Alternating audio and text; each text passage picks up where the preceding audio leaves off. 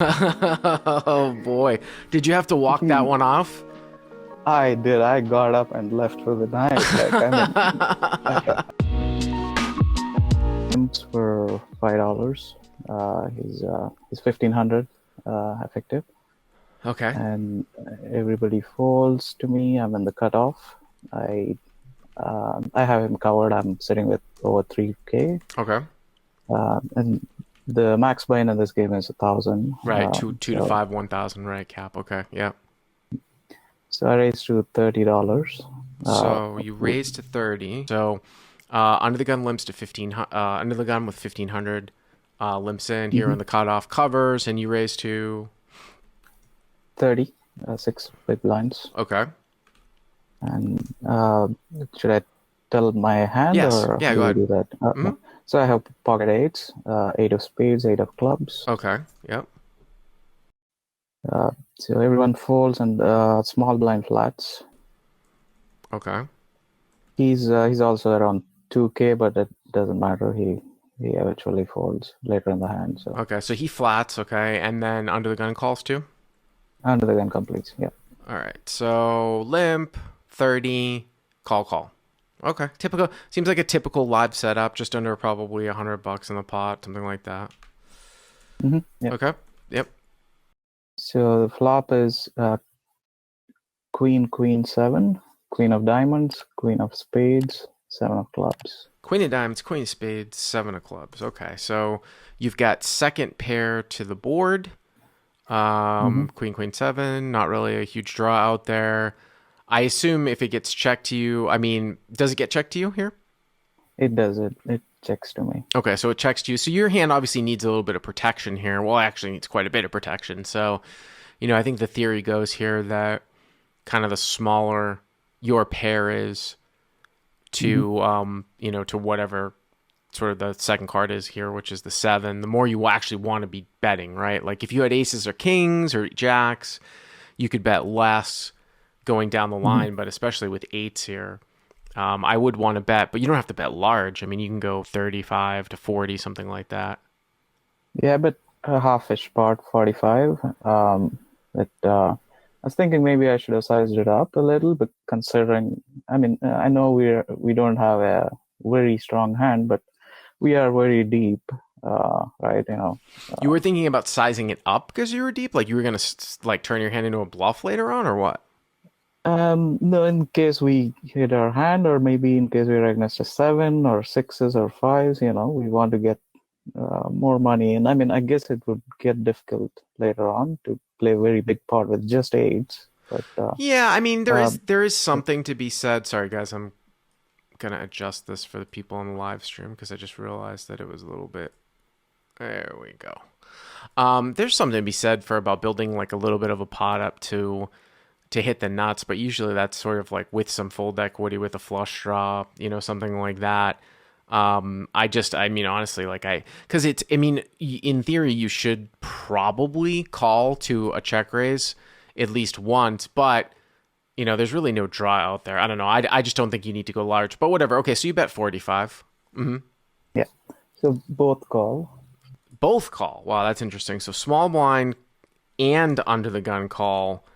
And that's really kind of scary because when you look at the flop, like I said, the texture of this, which is queen of diamonds, queen of spades, seven of clubs, so no flush draw.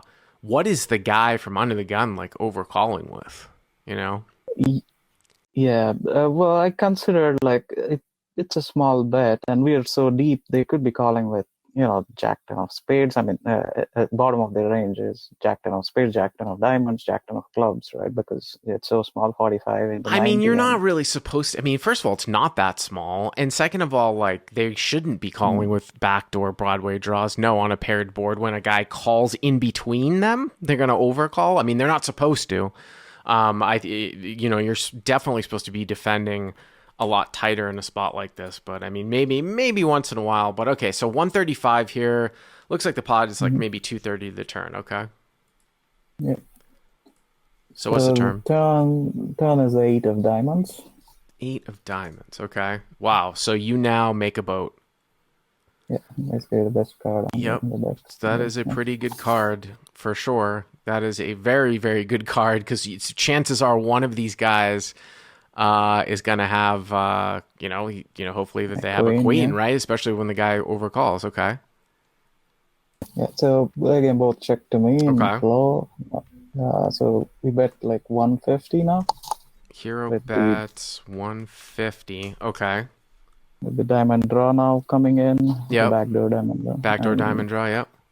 And at this point, we want somebody to definitely have a queen, right? Yep. So at 150, the small blind folds and under the gun calls. All right. So small blind folds, under the gun calls. So it's interesting here too because now there aren't two people in the pot. So maybe if a guy was slow playing a queen like the under the gun, he doesn't necessarily feel incentivized at that much to check raise here, or he could, I guess, be playing it somewhat defensively. Like I don't really have much of a limping range in a full ring game, but I mean, if you could sort of picture like a queen 10 suited type of hand, if the pre-flop raiser were to bet twice here, you might take that into a check call, sort of check call, check call, check call range because, you know, once you sort of double barrel the turn, you look pretty strong.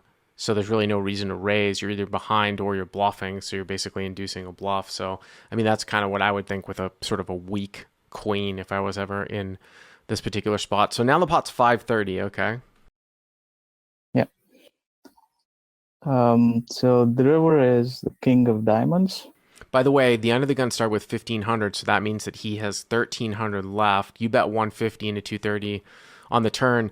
I sort of washed over this. I gotta be honest with you, I'd probably go up at least to 200, and maybe even go full pot. I mean, it's a little bit subtle, but the more you get to bet, the more, because it's just someone's gonna have a queen here basically all day long. I just, again, it would have to be a very, very overly optimistic scenario for that under the gun guy to have like some weak hand that just overcalled the flop, and he's gonna fold out if he has the weak hand anyway. So if he's gonna call 150, maybe he's gonna call 200. But anyways, I digress. All right, so go to the river. Sorry, on the 150 was 200. I did consider betting big versus small, and Yeah, I thought betting smaller would induce check raises. yeah, Then betting bigger, right? And well, I yeah. But I guess I mean, bet in the middle. if you were gonna bet small though, why not go like 80 or 90 to induce a check raise? You kind of Right, went like right. in Even between. smaller, but Right, right, right. right. So I can sort of see what you have. So all right, so what's the river here? River is king of diamonds. King of Diamonds. Wow. Okay, that's very interesting. So it brings the backdoor diamond draw in. So it's Queen of Diamonds, Queen of Spades, Seven of Clubs, Eight of Diamonds, King of Diamonds.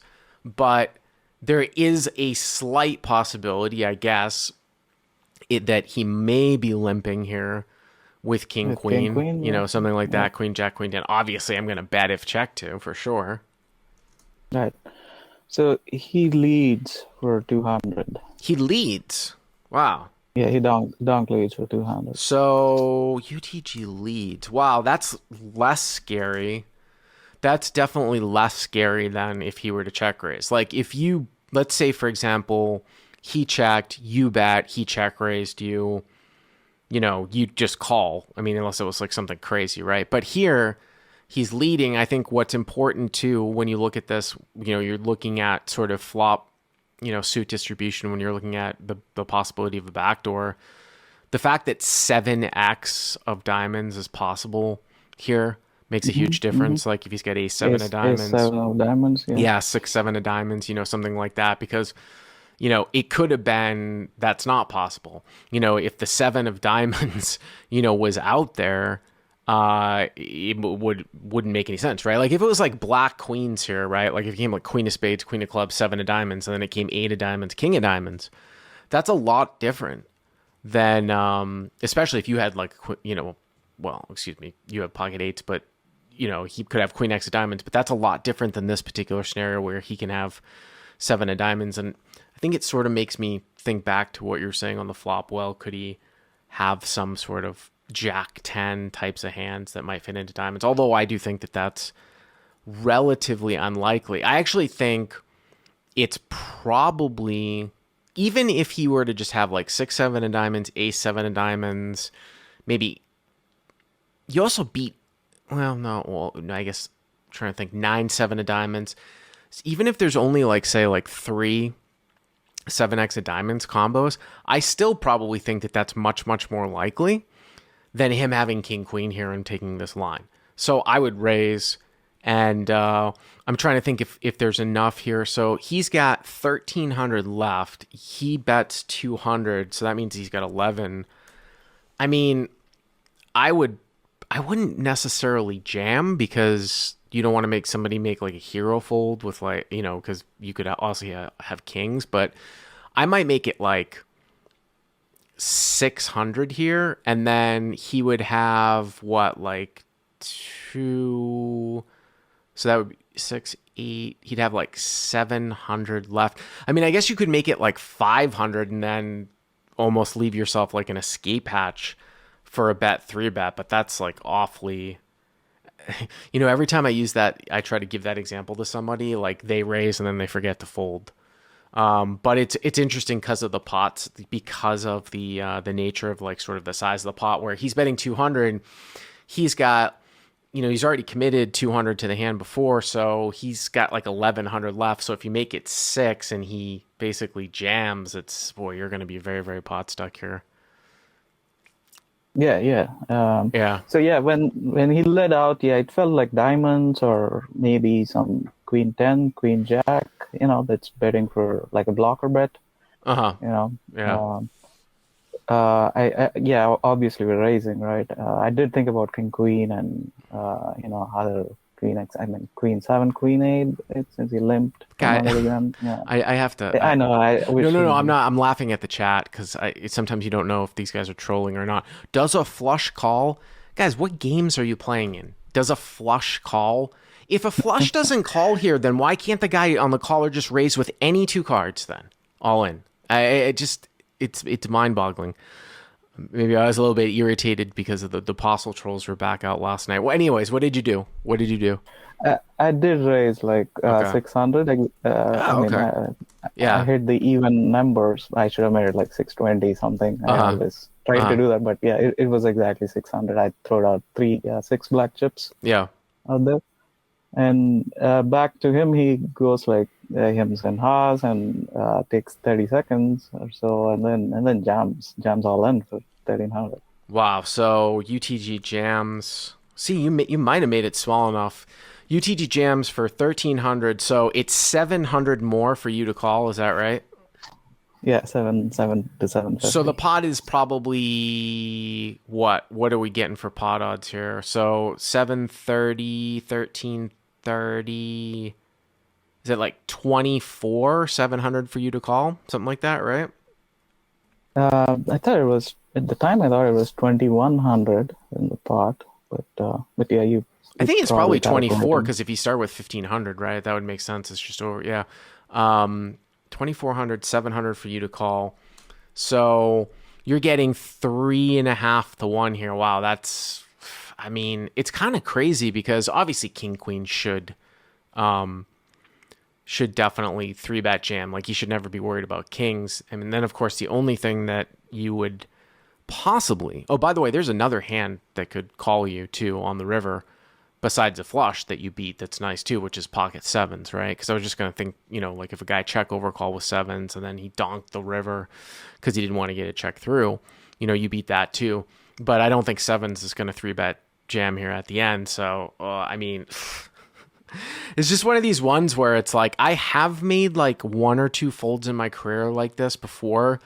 And I would say it might be the best approach to raise fold like crazy. Now, it absolutely would be super unbelievably exploited, but it's just, if he's not 3-betting pocket 7s as an overplay, he has no real bluffs here. It just seems like it's always king queen. What ended up happening here?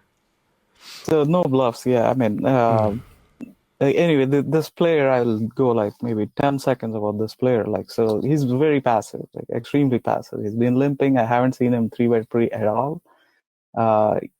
So he limped onto the gun, right? So anyway, like I didn't find a hand I could beat for value here, right? Like I mean, most hands he Well, should flag. it would have to be 7-7 or like the nut flush, but it's just so unlikely. Did you end up folding or what?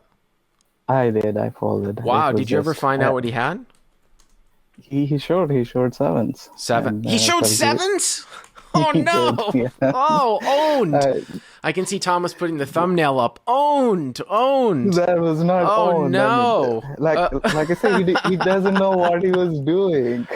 Oh man. Oh boy. Did you have to walk that He, one off? I did. I got up and left for the night. Like I mean,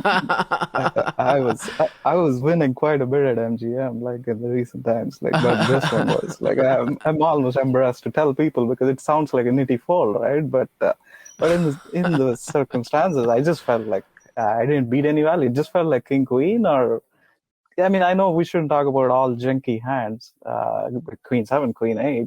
Well, that's why it's just Uh, like it's really hard to make big laydowns like in a game like at this level because of the fact that you just see like some just stuff here that is it's interesting because I think 7-7 is probably more likely to take this line than King Queen in the form of just betting the river. I honestly do, even though it doesn't. You know what's funny is it sort of highlights the fact that live players don't know what they're doing.